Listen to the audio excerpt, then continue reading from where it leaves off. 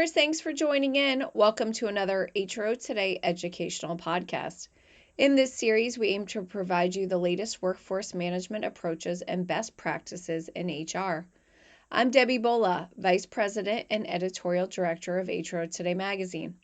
It's always important to consider what benefits you can improve within your organization to retain employees, but between the Great Resignation and today's inflation rate, it's more important than ever. In fact, according to LinkedIn's Global Talent Trends report, when looking for a new job, 63% of professionals seek work-life balance and 60% say compensation and benefits are priorities. What should organizations consider when building their talent approaches? Today, I have an expert here with me who will share 4 strategies that are key to attracting top candidates and increasing employee retention. Mara Klug serves as Vice President Sales for DZConneX. She brings 27 years of deep industry knowledge and impeccable sales and leadership skills to the organization.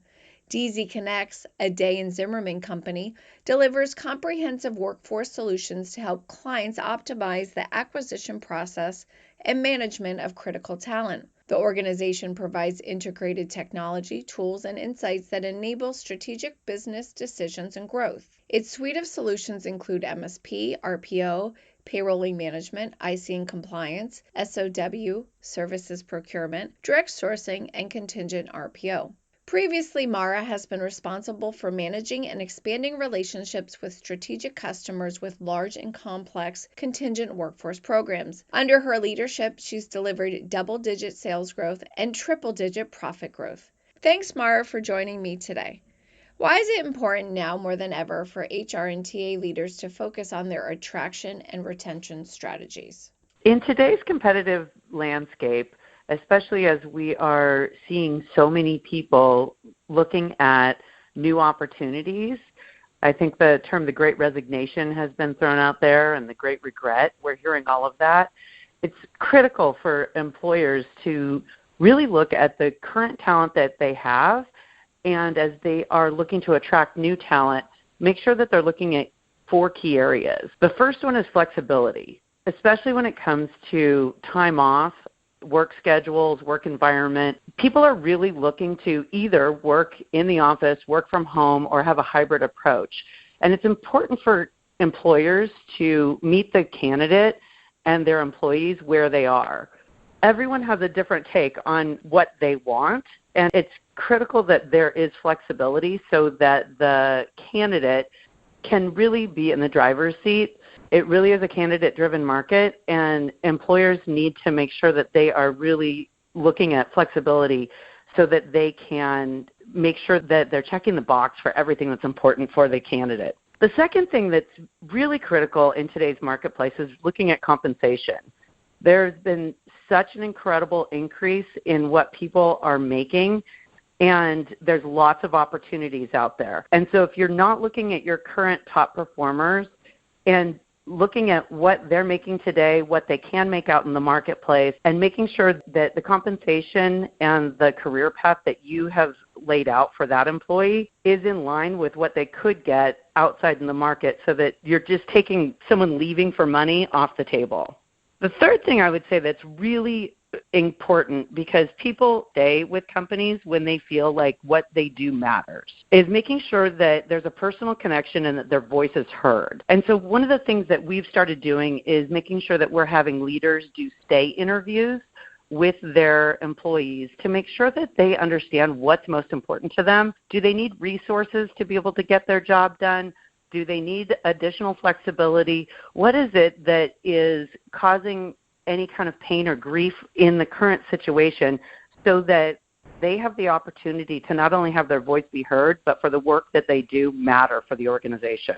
And the fourth thing that I would say that everyone needs to be focused on is really making sure that employees know that their well-being matters.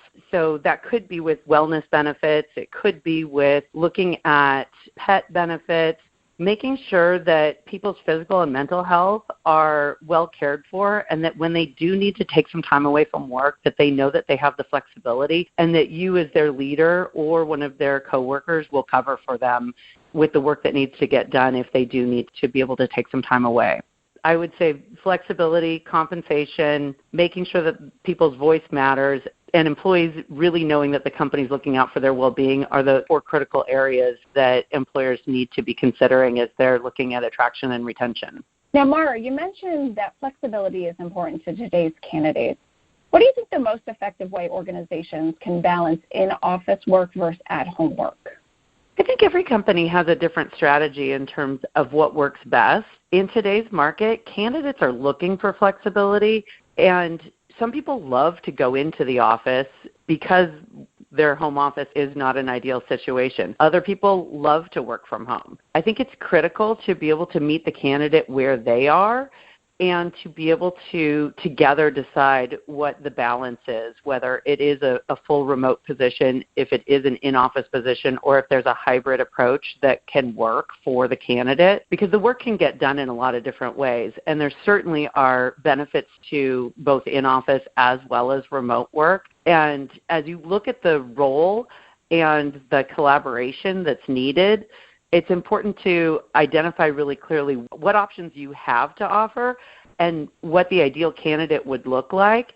And then if the ideal candidate has something different than what you had in mind originally, being able to have the flexibility to explore that with the candidate to be able to create the optimum work environment.